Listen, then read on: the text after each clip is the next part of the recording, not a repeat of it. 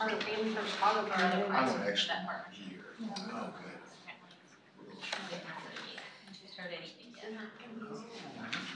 Because I said, well, if you need me to step This is unheard of. aside, I need to know so I can. You know who I plan. heard was a really good concert, like on Fisher. What are you talking about? The junior high. Somebody.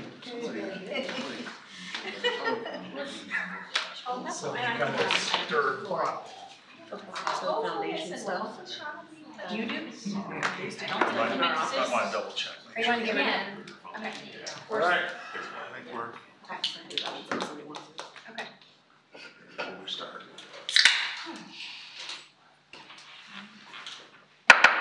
Good evening.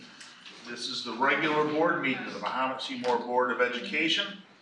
I'd like to call this meeting to order at 7 p.m. on Monday, October 15th.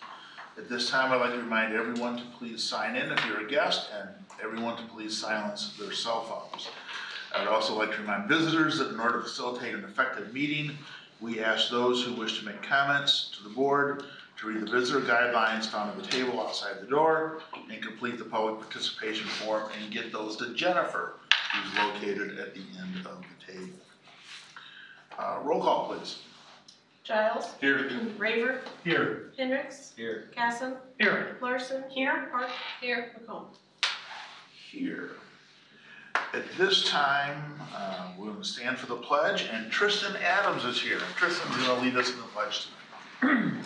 I pledge allegiance to the flag of the United States of America and to the republic for which it stands, one nation, under God, indivisible, with liberty and justice for all. Very good. Thank you, Tristan. Tristan, thank you. Great job. Nice to meet your picture, buddy. Thank you. Yeah, we need a photo.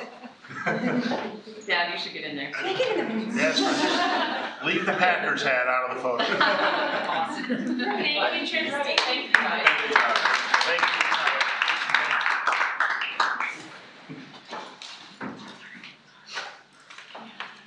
All right.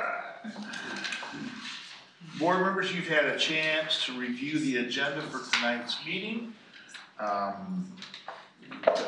No additions or changes that I'm aware of. At this time, I'd entertain a motion to approve the agenda as it is presented. So moved. Thank you very much. Is there a second? Second. There's been a motion and a second. Any further discussion on the agenda? Hearing none, all in favor of approving the agenda as presented, say aye. Aye. Any opposed? Motion carries and the agenda for tonight is approved. Are there any public participation forms? No. Okay. Also, as part of tonight's board packet, you were presented with a consent agenda. The consent agenda includes approving minutes of previous meetings, bills to be paid, approving the treasurer's report, personnel changes, there's some record management items, and some new junior high activity fund accounts. Does anyone wish to pull anything from the consent agenda for specific discussion? Hearing and seeing none, is there a motion to approve the consent agenda as it's been presented? So moved. Thank you, Lance. Is there a second? Second.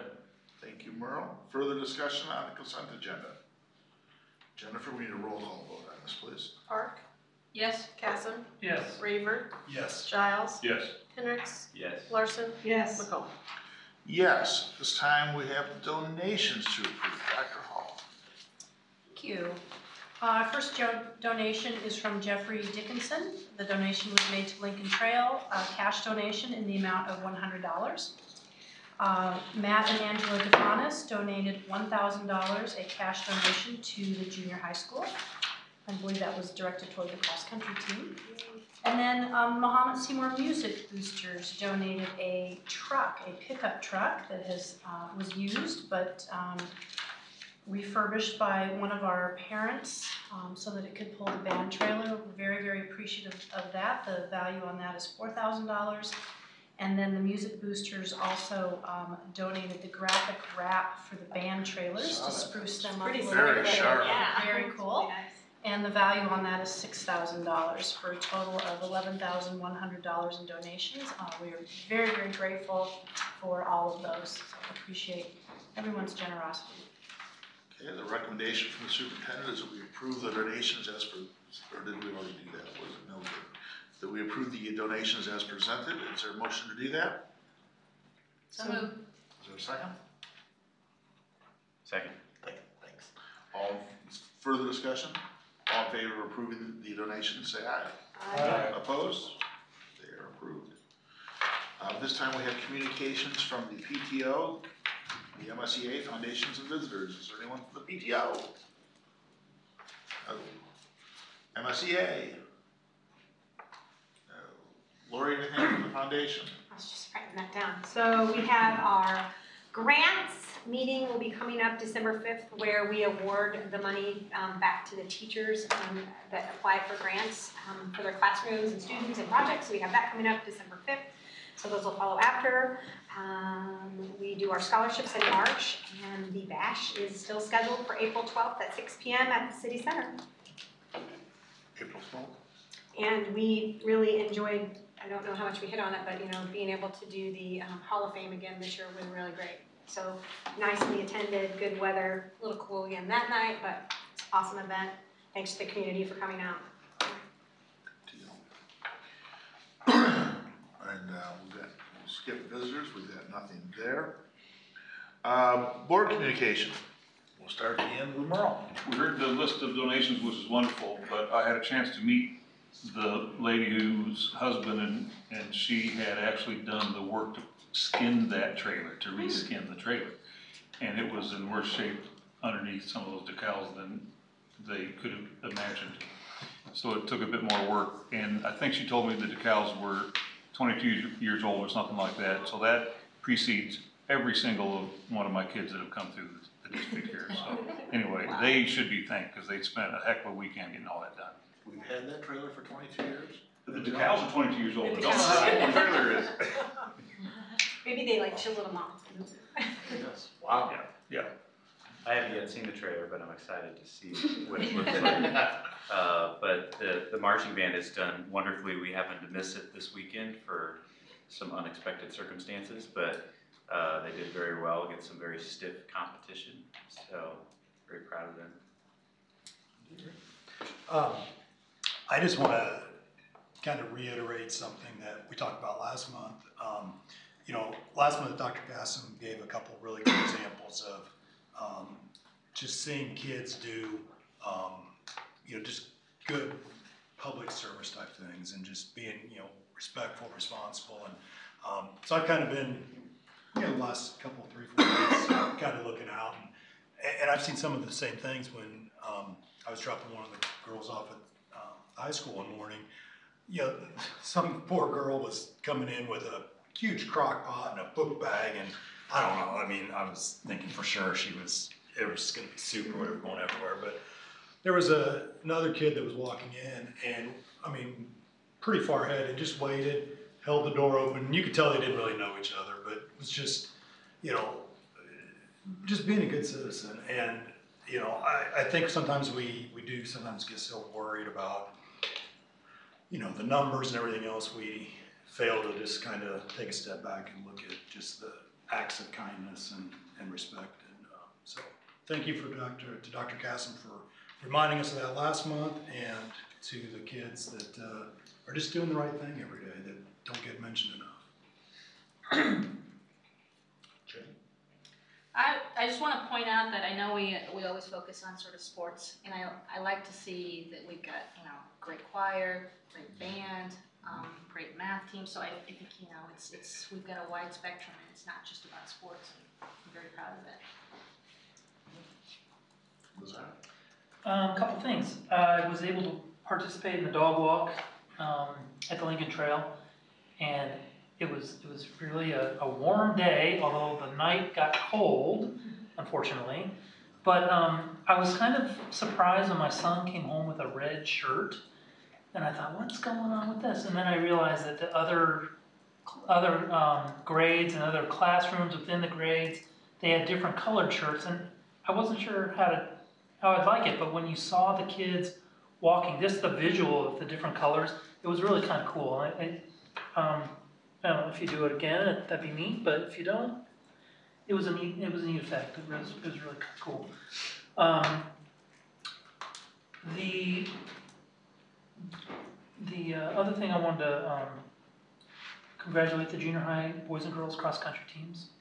Had a really successful season. And the last thing, I try to do this around this time of year, but I like to remind everybody to register to vote and also exercise your right to vote. It's a very important thing to do. Everybody that can do it should do it. A lot of people sacrifice sometimes their life for that right, so I always encourage people to do it if you can. Thank you. I had the opportunity, I think, and I don't know, maybe the last couple of weeks to go see the new ag space. It's been redone and it's amazing, and the kids were such great ambassadors for that space, so that was a really good opportunity. And then I'm excited to be part of the foundation to get to go do academic awards letters this week. So that'll just another area of good things that we have going on this school. I'm just piggyback on a couple things. Yeah, the ag, I mean, they were really proud of what they'd done at that space, and it was a major enhancement and improvement. And there were some supporters of FFA in the community that helped make that happen, along with a lot of work with our staff and kids, so that was great. This is the second year now for the Hall of Fame, and as Jenny said, there's lots of facets to being a student at Mahomet Seymour High School. And I think the Hall of Fame looks at all those. We've got academic Hall of Fame people and athletic Hall of Fame people. And it's just a really special thing. And I'm so thankful the foundation was able to put that together. And we've had two great inaugural classes. Well, one inaugural class, but two great classes so far. And two kinds of good weather sometimes. Yeah, good weather, so there we go. So look forward to seeing that grow over the coming years.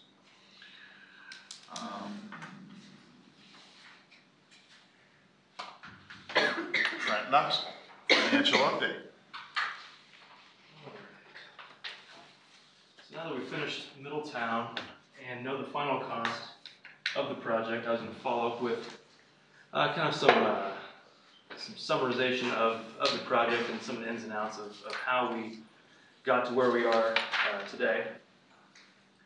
I'll start with the funding sources. We've been through this, but it's just good to kind of revisit this. So of the total 16.5 million, 15 million of the funding sources from bonds, again, issued without increasing the local tax rate. $350,000 from the sale of Sangamon. That was $750 for the total sale. We knew from the start we wanted to dedicate $350 to the project, and then $600,000 from existing fund balances. So, knowing that we were going to be building the building, we did some saving to save some existing fund balance.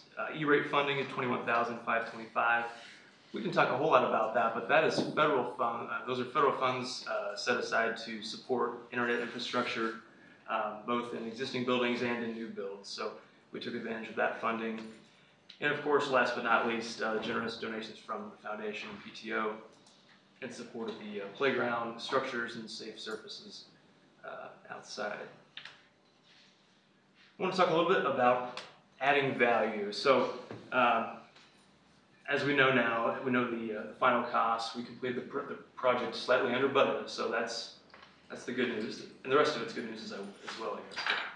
The goal was always to stay below the budget while getting the most out of the project, and using some value strategies to do so. And I'll talk a little bit about those. The first one being value engineering. The same players from phase one, of course, worked together on this project. Forgot my notes right. And with that said, everyone's familiar with each other's styles and expectations after working together from phase one, and that really made those conversations in this value engineering process happen pretty effortlessly. It kind of cultivated the end results of this. So kind of circling back to the expectations, Rick's expectations for Bruin Russo and Ittner, they both knew what he needed out of the project in terms of what they needed to find with this value engineering process, identifying areas of the project where the same objective could be achieved, although more economically with the same or higher level of quality. That was the whole intent of this process. You know, and with that said, Burton Russo, they actively participated in that process, knowing that they may end up making a little bit less money, but knowing that Rick's expectation was to find whatever they could to get that same result for less money. They did that and then some. In fact, that effort produced $144,000 in savings that we then redirected to other parts of the project, which we'll get to a little bit later here too. That second strategy was the owner-furnished, contractor-installed method of purchasing the construction materials. We utilized the School of Illinois Public Cooperative, SIPC, to buy those construction materials. They, kind of twofold. They're nationally bid for one, so we know we're getting the best price. But in buying those direct, we're avoiding the contractor markup of, what can be 10 to 20% on those supplies within a bid. So us removing those, we knew we could gain those savings. In fact, Ittner's original estimate for those construction materials was $650,000. Our final SIPC purchase was $350,000. So there's another $300,000 we realized in savings. Again, that we could redirect back into the project and get even more out of it, add more value. So there we have about close to $350,000 in funds that we saved through those two processes. And with that, we accepted ended up accepting the general contractor's bid for the much-needed maintenance space. Shane's office and the loading area, receiving area with the garage doors. We also added more student bathrooms requested by teaching staff. That came out of a lot of those discussions early on. And then we also got the most out of that furniture bid process. We added a few things here and there from those savings and funds for the two strategies. And again, other smaller unforeseen change order work that was completed, throughout the project, more easily absorbed upon kind of realizing those savings. So overall, real pleased with that process. Having Rick involved, frankly, was pretty priceless. We can all agree on that. Had the advantage of having all the same people in the same room was crucial in this case, and fortunately it worked out for Russo's bid being the lowest. So it smoothed out the process quite a bit. Any questions with any of that information?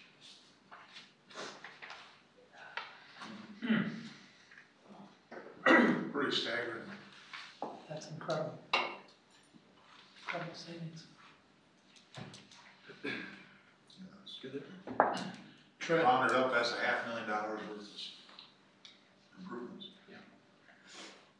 Just out of curiosity, and I don't know, it might be too early, but for the word to be getting around, but it seems like this is a pretty good model. Have we been contacted by any other districts yet saying, hey, we kind of heard what you're doing, tell us more? Or is it I thought we might, especially with the SIPC model, and I suspect we probably still will. Yeah, I think I wouldn't be surprised. We have not yet, but I think we're kind of proof that it works. Yeah. We can quantify the savings pretty easily. Yeah. Thank you. Thank you. Thanks, Trent. Thanks. Thanks. Superintendent report. Thank you. Well, next week is not only a special week for two reasons. First of all, it's Principal Week, and Principal Day is Friday, October 26th, and next week is also National School Bus Safety Week. So we will be doing some things unbeknownst to Mr. Rourke, probably, to acknowledge and thank our transportation department and also our principals as well. And when I'm through with my report, I do want to read a proclamation from Governor Rauner about Principals Week. As Lori mentioned, Academic Awards Night, Academic Letter Night is this Wednesday evening. This is a new format for that event. It used to be during the school day, and it's been moved to the evening now. So I know that that's something that Shannon has been working on. So we're appreciative to the foundation who helps with that as well. The Mahomet Rotary Club is donating some trees to the school, and so we're working on getting those planted out on the lot that sits out in front of Middletown Prairie. I think that'll be a nice addition out there, and just to kind of create a little bit of a park atmosphere. And we're working with Sunset Landscaping to help us design that area. Also, speaking of the Mahomet Rotary Club, we will be giving all of our third graders their own personal dictionary. That's been an annual event with Rotary for a number of years, and so that's coming up at the end of November. And wish to just acknowledge Christie Clinic for their scoreboard sponsorship at the junior high school.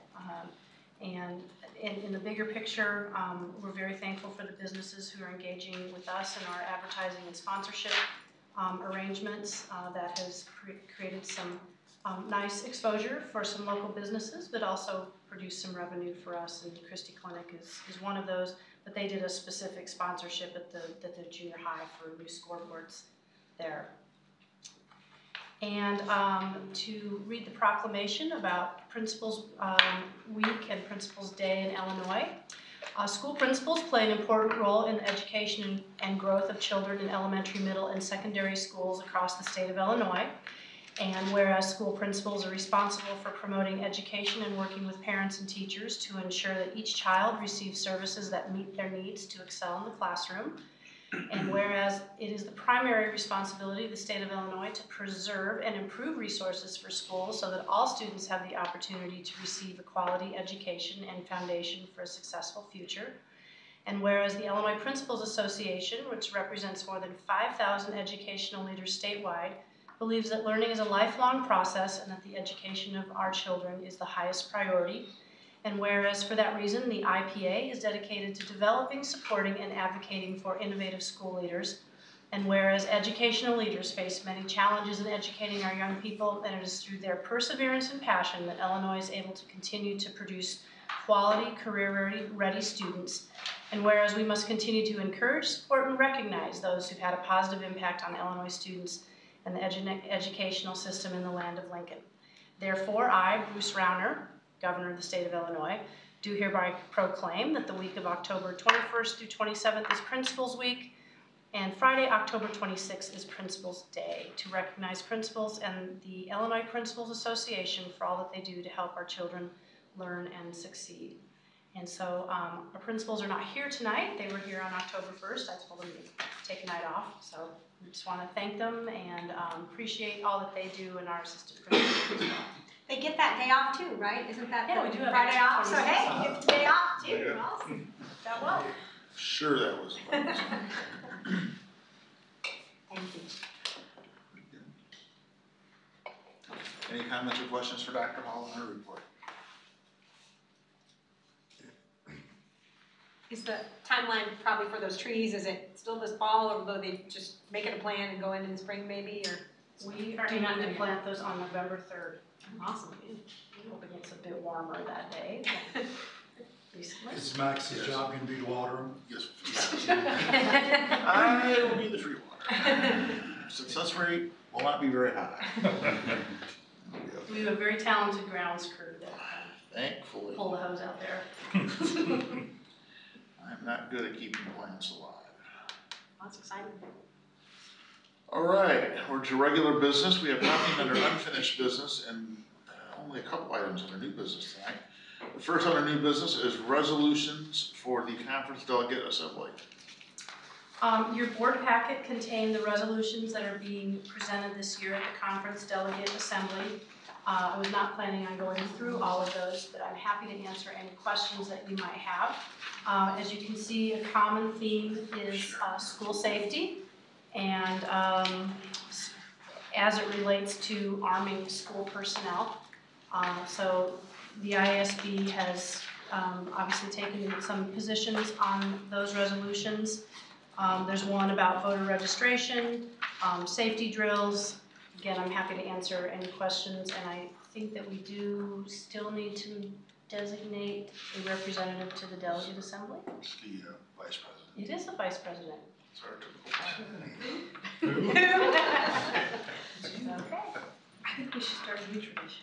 I mean, I think we should take this. Nope, nope, I think Never we're taken come this to one. a consensus. You know. The Jimmy Park, talk to us about it. Our representative. I could switch places with them. That's how that works. Okay. Any questions on the resolutions? I would suggest that maybe our delegate spend a little time going through, if you have any questions, get on the phone with Dr. Hall. So sometimes we've learned over the years, there's more to the resolution than the resolution reads. Sometimes there's the information behind the resolution. All right, item 2, high school weight room. And it's good to have Derek with us tonight. Derek, how first of all? I'm going to hand this presentation over to Mr. Halfar. If you want to take the podium, just a brief history. Mr. Halfar contacted me and said I'm on a mission to get the signatures that are necessary to name our weight room after Mr. Jim Risley. He's followed all of the requirements that are laid out in board policy 4150, and I won't say any more, and I'll hand it over to you, Derek. Thank you. If you don't know me, I'm Derek Halfar. A little bit about myself. I've been a resident of Mahomet for 29 years, including 13 as a student and 13 as an educator at Mahomet Seymour Junior High.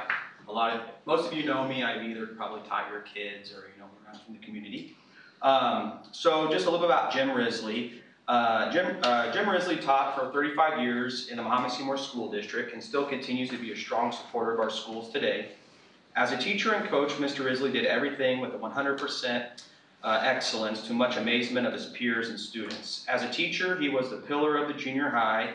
As a coach, he led the girls volleyball team to back-to-back sectional championships, was the assistant coach of the Mahomet Seymour's record-setting wrestling team that included 5 state championships and 9 state trophies, and was head coach of the 1997 state championship girls track team. Towards the end of his teaching career, he coached pole vaulting for the track team, which included multi all-state vaulters. Recently, he has been enshrined in his high school's Hall of Fame and the Illinois Wrestling Hall of Fame. Riz's success as a coach can be matched by few others, but his passion has always been helping student athletes in the weight room. His son Grant helped me with how Mr. Risley got involved with the weight room. He would have liked to be here tonight, but had prior commitments with graduate school. So this is kind of the story, why the weight room, what's this have to do with Jim Risley? So around 1980, there was one single piece of weightlifting equipment that Mahomet Seymour had, and it was a multi-purpose universal gym, similar to what some of you have in your home. Around this time... there was a problem? Around this time, the school district did purchase some Nautilus equipment, lifting machines, at almost the exact same time Mr. Risley has started teaching and coaching. If you guys have ever been in the care center, there's that, the lifting machines, that Nautilus equipment. Well, Riz had power lifted in college, and free weights were his area of discipline. A few Mahomet Seymour athletes wanted to follow what he was doing, and therefore they would drive from Mahomet to St. Joe multi-days a week to lift with free weights that he had in his parents' basement. Well, knowing Riz, he didn't feel that it was fair for those students to have to drive all the way to St. Joe and back 3-4 days a week to lift using free weights. So he took a $500 loan out from his parents to purchase weights for the school district and the athletes. Riz then moved his weights from his parents' house and the newly purchased weights into the high school locker room, which is currently Mahomet Seymour Junior High. And then the Mahomet Seymour weight room was created. At that point, he started a lifting camp 3 days a week. The camp would run from May until November, and all the money he raised from the camp, plus money he and Angie, his wife, added, went directly into the weight room to purchase more free weights and equipment. He went on to hold this camp for the next 15 years. As his sons Grant and Garrett got into sports, he knew that he couldn't be as consistent in the weight room, so he stopped the camps, and students just knew if he was in the weight room, it was open to all. The weight room grew, and more people started lifting, some people being parts of sports teams and some just wanting to get stronger. In the mid-90s, the football team started the lift-a-thon to raise money to supplement the weight room as well. As the weight room grew in size, its location also changed. Mr. Risley was in charge of recruiting teams and kids and friends to move the weights from place to place. The weight room was moved from the junior high locker room to the junior high cafeteria, then to the junior high shop room, then to the Middletown auditorium, to the junior high wrestling room, and finally to its current place in the field house. Mr. Risley has always loved helping people. His influence in the weight room really isn't something that Grant could put into words. Grant remembers after school walking in the weight room as a student and seeing kids from all backgrounds congregate and work hard together. They were all loved in this space. Mr. Risley would roam around trying to encourage everyone. The endless amounts of time that Riz has spent with kids in the weight room is immeasurable. The greatest thing Grant saw from him in the weight room was that he loved all the kids as they were his own. He mentioned that his dad often sacrificed time with his family to open the weight room, create lifting programs, and fill out lifting progress sheets for kids. He helped athletes of all Mahomet Seymour sports and any students who were interested in lifting. He really just loved how the weight room taught kids that long-term hard work and consistency can pay off. Mr. Risley hasn't been the only one who's donated time or money to the weight room. Many others have done so in the past, such as Bobby Grammer, Steve Hillard, Chet Crowley, Rob Washburn, Dan Ryan, and all the Mahomet Seymour coaches have all made a mark in different ways. But Mr. Risley has always pushed to make the weight room better for the past 35 plus years by giving his time and resources, and continues to do so even today. I've always been amazed by his generosity to students and to the community as a whole. This is characterized by him receiving the needed 750 signatures in just a few days, including alumni from every graduating class from his first year all the way up to students that graduated in 2018. There is no one that I know that is more deserving of this honor than Jim Risley. Thank you for your time and consideration. Any questions? No, it's Good. good. Well, No, it's awesome. That is great. I might add that when I was in high school, Riz was the first one to bring.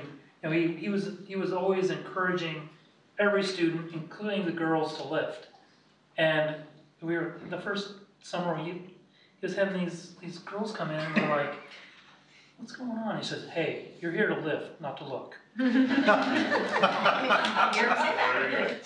Oh, that's good. When, if you visit other high school campuses of schools our size, you'll find out that our weight room is still pretty good. Just from the size and the amount of equipment we have. There's a lot of schools our size where you can't work out a whole team at the same time. We can, most of the time. I suppose the track team might push it a little bit, or, you know, or if you put the whole junior high cross country team on a gym, that might be too big. But for the most part, we can have a whole team work out at the same time. A lot of schools can't do that, and a lot of that was Jim and his vision for where this should go. I think you're right. There's a lot of folks that have contributed over the years, but certainly none to the point as level of enthusiasm that he has.